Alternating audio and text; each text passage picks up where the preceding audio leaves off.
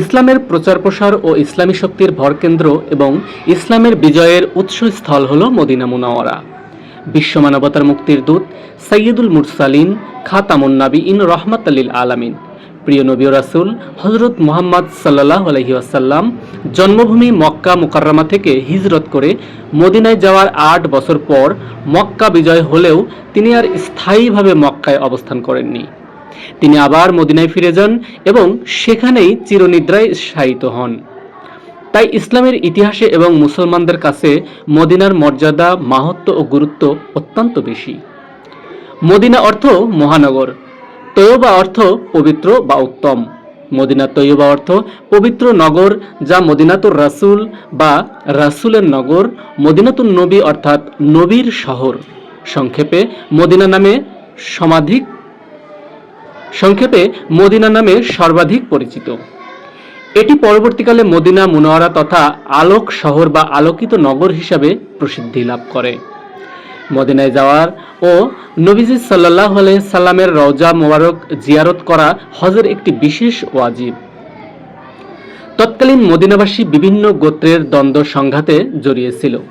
সেই সংঘাত নিরসনে সব ধর্ম ও গোত্রের লোকের স্বতঃস্ফূর্ত আহ্বানে সাড়া দিয়ে নবুয়তের 13তম বছরে প্রিয় নবী সাল্লাল্লাহু আলাইহি ওয়াসাল্লাম আল্লাহর নির্দেশে মদিনায় হিজরত করেন। সবাই তাকে শান্তির দূত হিসাবে মেনে নেন। হিজরতের পর মদিনায় প্রথম মসজিদ নির্মাণ করা হয়, মসজিদে কুবা।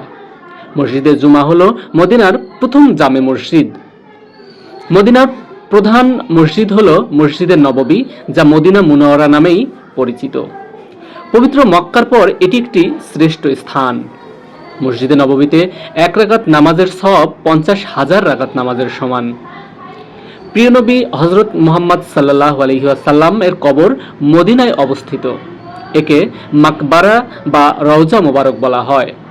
মদিনার সর্বাপেক্ষা গুরুত্বপূর্ণ স্থান মহানবী হযরত মুহাম্মদ সাল্লাল্লাহু আলাইহি সাল্লামের রওজা মোবারক। হযরত আয়েশা রাদিয়াল্লাহু তাআলা আনহার হুজরার মধ্যেই তার পবিত্র রওজা। তার পাশে একটু পেছনে হযরত আবু বকর এবং আরেকটু পেছনে হযরত উমর রাদিয়াল্লাহু তাআলা আনহু এর কবর। এটি বর্তমানে মসজিদে নববীর অন্তর্গত।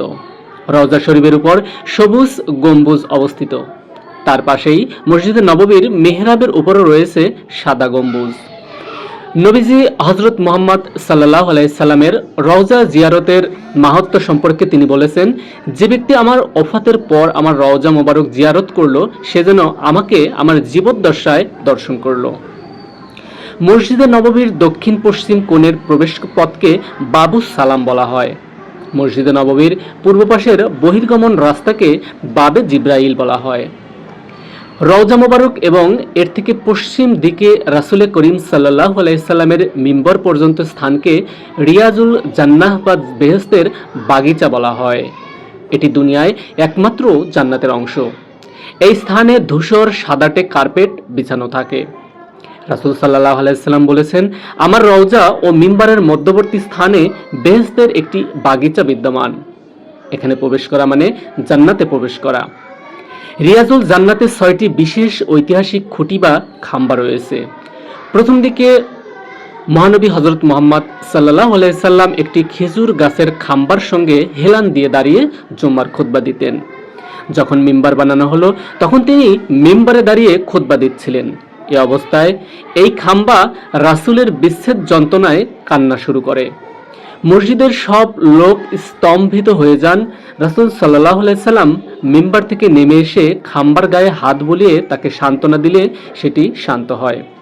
পরে সে খাম্বাকে দাফন করা হয়। এটির নাম উস্তেয়ানা হান্নানা বা ক্রন্দসী খুঁটি নামে পরিচিত।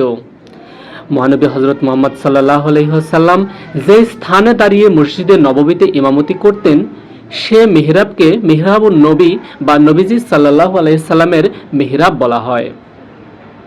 হযরত জিব্রাইল আলাইহিস সালাম যে স্থানে দাঁড়িয়ে নামাজ পড়েছেন, সেখানকার মিহরাবটিকে মিহরাবে জিব্রাইল বা হযরত জিব্রাইল আলাইহিস সালামের মিহরাব নামে পরিচিত।